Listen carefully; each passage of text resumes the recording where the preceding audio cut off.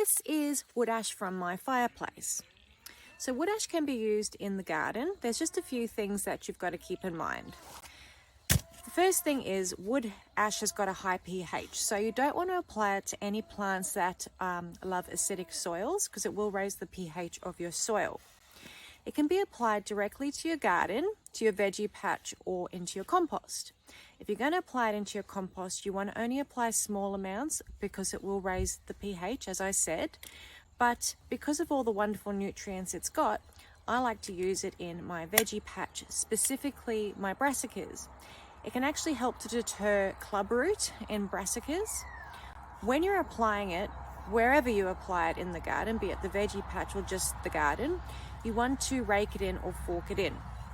The reason why is because wood ash has got really fine, like small particle sizes.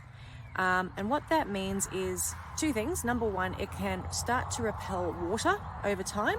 And the second thing is, if you just apply it as a top dressing without raking it in, if you are close to a water source, it can run off and contaminate your water. So you need to be really careful about that.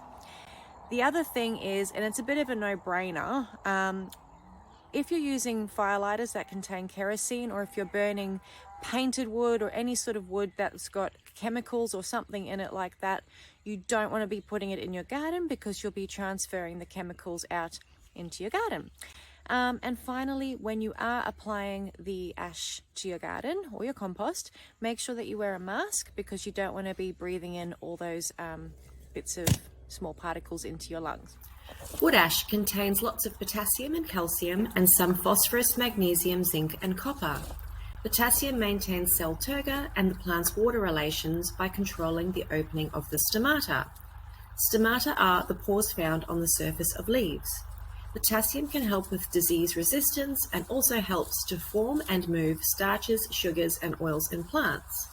Best of all, potassium helps plants with flowering and fruiting. Calcium is essential for holding together cell walls of plants, plant cell division, as well as assisting in the absorption of other nutrients via a happy and healthy root system. Phosphorus helps to transfer energy from sunlight to plants, stimulates early root growth, and hastens maturity. Magnesium is essential for plant growth and development. It plays a vital role in chlorophyll formation and therefore photosynthesis and energy. Zinc helps to produce chlorophyll and helps with growth regulation and stem elongation, whilst copper is required for photosynthesis and plant respiration, and also assists in plant metabolism of carbohydrates and proteins. Copper also helps to intensify the flavour in veggies and the colour in flowers. Thanks for watching. Don't forget to like and subscribe to my channel so you don't miss out on any more videos.